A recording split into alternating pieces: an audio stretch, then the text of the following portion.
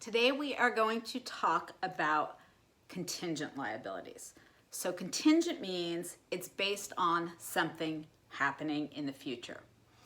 Contingent liabilities, the event that could potentially give rise to the liability has already happened, but we don't know if we're actually going to have to pay anything related to this event.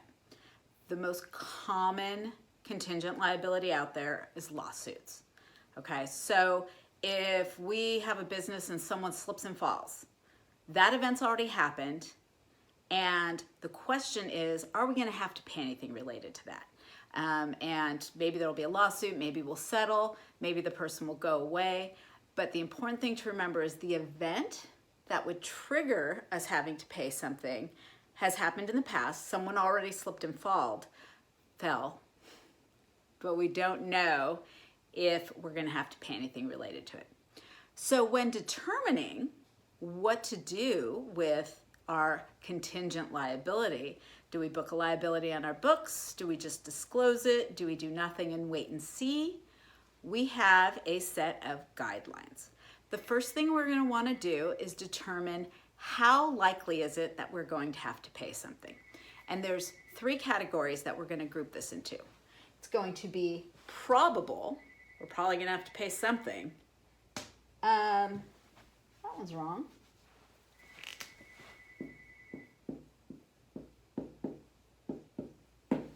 Possible, like maybe we might have to pay something, we just don't know. And remote, like nah, we don't really think so. That slip and fall guy is like Slippin' Jimmy on Better Call Saul. He's been doing this all over town and we can probably make him go away without having to pay anything. Okay, or maybe we just don't have liability. Maybe it's a frivolous lawsuit. Generally, this determination is going to be made either by your lawyers or in close cooperation with your lawyers. Okay, they're going to be the best trained people to say, you know what, we think you're probably going to have to pay, you're on the hook. Or, it could go either way. Or, no, it's pretty remote.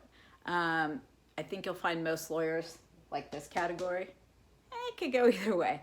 But, you know, if you have a close relationship, you can kind of figure this out. The second test, after we figure out how likely it is whether or not the liability is estimable. Can we estimate how much we're going to have to pay? Maybe it'll just be a range. Well, we think we're going to have to pay somewhere between $10,000 and $20,000. Or we think we're going to have to pay somewhere between, you know, $100,000 and $150,000. Or maybe we just don't know. So either our contingent liability is estimable or it is not estimable. Okay, so now we're going to create a matrix that tells us what we do with this contingent liability. We know something's happened. We know we're being sued, or maybe we haven't been sued yet, but we know it's a strong possibility that we will be, and we have to decide what to do for the purposes of our financial statements. So if our liability is probable and estimable, then we are going to book a liability.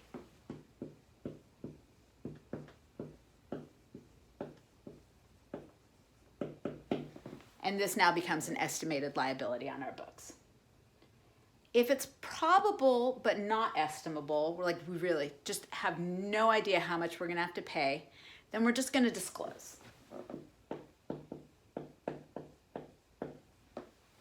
The notes that are at the end of our financial statements will disclose, you know, Slippin' Jimmy slipped in our store. He's suing us. We don't know. We think it's likely we'll have to pay something, but we don't know how much. Okay. If it's possible, then whether it's estimable or not estimable, we're just going to disclose.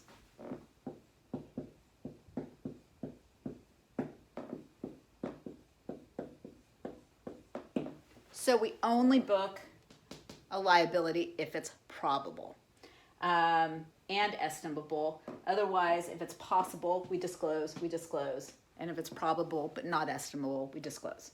If it's remote, if we don't think we're going to lose anything, we think this whole thing's going to go away and we are going to be the victors, then we do nothing.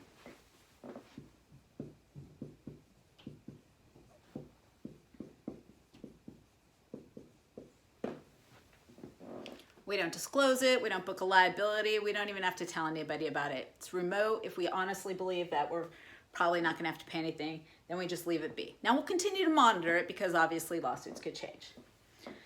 All right, one last thing before we go do an example of how you accrue for a contingent liability is you're probably saying, what about a contingent gain? What if we're suing someone and our lawyers say, you are definitely going to win and you're going to win $1 million? Can we put that as an asset on our balance sheet? And the answer is no, you cannot. We record contingent liabilities. We never record contingent gains. Once we actually win, we'll put it on our balance sheet then, but we don't go counting our chickens before they hatch. All right. This ends this video. In the next one, I'm going to go back to the spreadsheet and show you how you actually record a contingent liability and then what you do once you find out what's really going to happen. All right, see you then.